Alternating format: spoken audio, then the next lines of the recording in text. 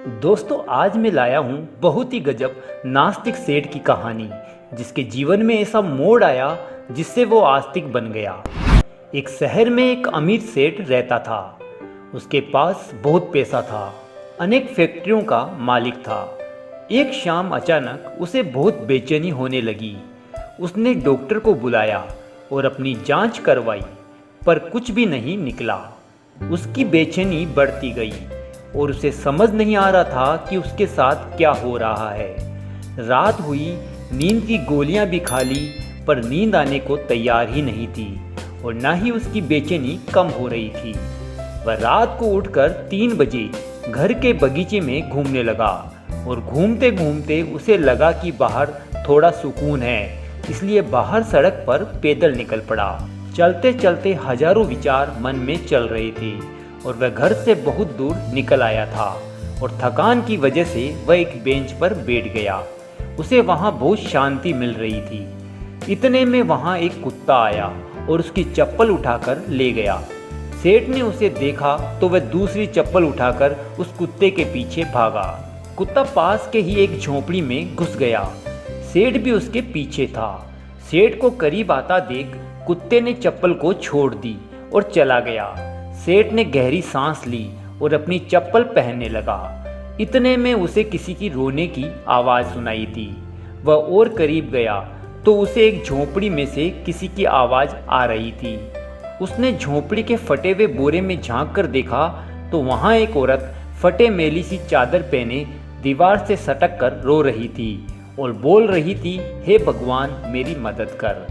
सेठ के मन में आया कि यहाँ से चले जाऊं, कहीं लोग उसे गलत ना समझ लें।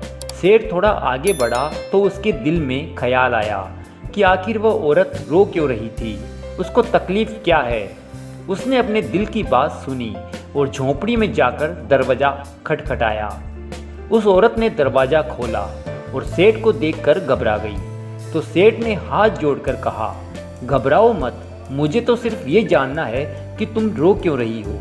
औरत की आंखों में से आंसू टपकने लगे और उसने पास ही एक छोटे से बिस्तर में लिपटी हुई उसकी 7 साल की बच्ची की ओर इशारा किया और रोते रोते कहने लगी, मेरी बच्ची बहुत बीमार है, उसके इलाज के लिए बहुत खर्चा लगेगा और मैं तो घरों में जाकर झाड़ू पोछा लगाती हूँ, जैसे तैसे हमारा पेट पालती हूँ, मैं कैसे इसका इलाज करवा पाऊंगी।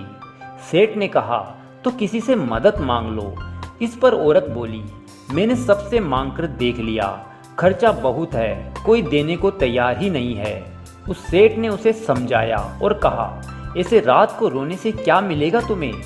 तो औरत ने कहा, कल एक संत यहाँ से गुजर रहे थे तो मैंने उनको मेरी समस्या बताई तो उन्होंने कहा, बेटा तुम सुबह 4 बजे उठकर अपने ईश्वर से मांगो, बोरी बिछाकर बैठ जाओ और रो के गिड़गिड़ाकर उससे मदद मांगो, वह सबकी सुनता है और वह तुम्हारी भी जरूर सुनेगा। मेरे पास इसके अलावा कोई चारा नहीं था, इसलिए मैं उससे भीख मांग रही थी।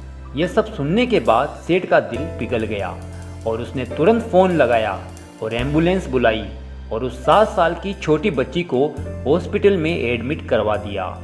डॉक्टर ने 1.5 लाख का खर्च बताया। सेठ ने बच्ची का पूरा खर्चा उठाया और उसका इलाज करवाया और उस औरत को अपने यहाँ नौकरी देकर उसे रहने के लिए एक जगह भी दे दी और उस बच्ची की पढ़ाई की जिम्मेदारी भी अपने ऊपर ले ली। वह सेठ दयालु तो था पर नास्तिक था। उसके मन में सैकड़ों सवाल चल रहे थे, क्योंकि उसकी बेचैनी तो उस वक्त ही खत्म हो गई थी जब उसने एम्बुलेंस को बुलाया था। वह यह सोच रहा था कि ऐसी कौन सी ताकत है जो मुझे यहाँ तक खींच ले आई। क्या यही ईश्वर है? और यदि यह ईश्वर है तो सारा संसार आपस में धर्म जात पात के लिए क्यों लड़ रहा है? क्या सच्ची मानव सेवा ही ईश्वर का रूप है? इसमें जो सुकून है वो कहीं नहीं मिलता। कहानी अच्छी लगी हो तो वीडियो को लाइक करें और चैनल को जरूर सब्सक्राइब कर लीजिए।